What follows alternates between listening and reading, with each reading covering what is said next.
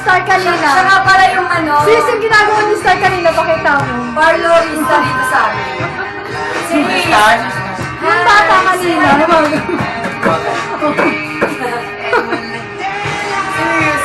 Si Star kanina, pakitang-pakit sa ano. Nakita mo si Bayo? Oh, wait lang. Ikaw ba yan? Nagbagong buhay ka na. Nagbagong buhay ka na. Sige, huwag kang mag-alala. Makikita ni ka daw ng katotohanan. Nakaupo lang siya. Hindi, di ba dati nagtitinda ka ng ano? Ano, chika? Yan, ako, chika! Oo, sakit tayo ng katatitis. Nung naglayas ka, sabi nila nagtitinda ka daw ng sampagita. Oo nga, sabi nga nila.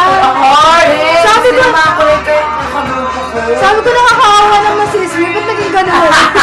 Sinama ko lang kabuko ko. Kaya na lang, sakit lang. Sis, review na si review. Nagulat talaga ako, nagtitinda siya ng ano, sampagita.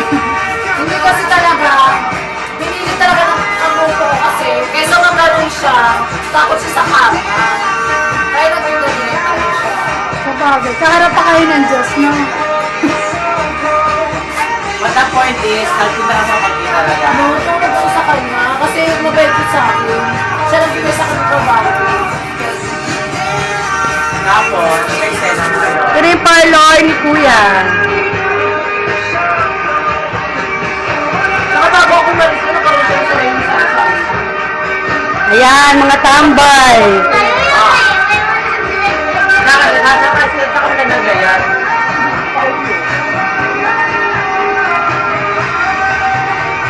Ay, sexy namin taga-Riban. Dahil siya. Sis, tambay-tambay din. Ano?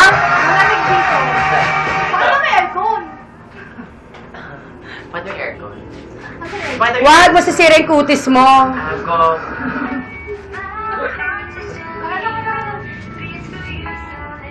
Ayan o. Epektibo. Hello. May chocolate pa to sa ilalim.